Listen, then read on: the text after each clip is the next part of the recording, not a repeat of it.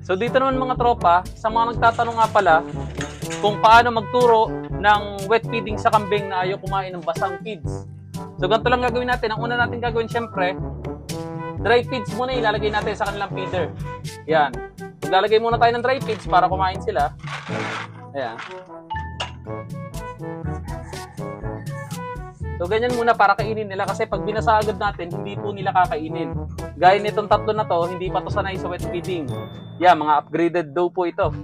Yeah, pag kumakain na po sila, so once na kumakain na po sila, maglalagay na po tayo ng konting tubig. Ayan. So isang tabong tubig lang muna yung nilagay natin. Ayan. Para unti-untiin po nilang malasahan yung basang feeds. Yeah, wag muna natin bibiglain na maraming sabaw kasi hindi agad nila yung kakainin. Kaya lang muna natin kahit konting tubig. Yan o, timo. Kinakain niya na. Pag ganyan, pag medyo maalam na, kahit pa paano yung natututunan niya yung basang feeds, pwede na natin dagdagan ng tubig.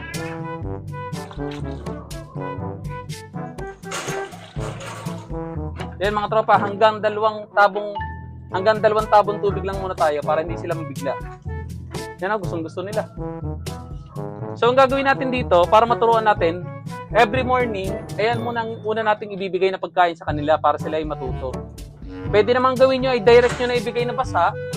Basta ano lang, konti lang yung tubig para sa ganun, masanay po sila. Once nasanay na sila, pwede na natin dagdagan ng tubig. Gaya nyo, no? Medyo kumakain na sila. Pwede natin dagdagan ng tubig. Yan. So yan, medyo may sabaw na yan. Yan, no?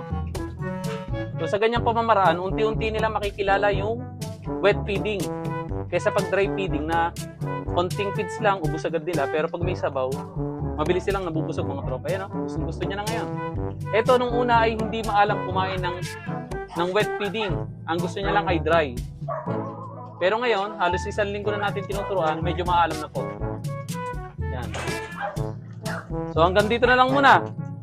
Maraming salamat sa inyong lubos sa panonood and shout out po sa mga solid na sumusuporta dyan.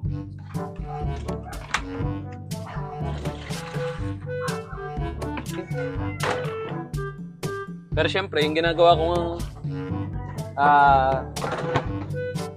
proseso o sistema sa pagpapakain ng feed sa kanila ay talagang matipid. Sabi ng iba, wag daw tipidin pagka magaganda ang alaga. Pero yung pagtitipid ko naman po ay practical lang, pero hindi naman sila namamayat. Ang ginagawa ko mga tropa, wet feeding, isang timbang tubig, minsan 2 timba. Yan.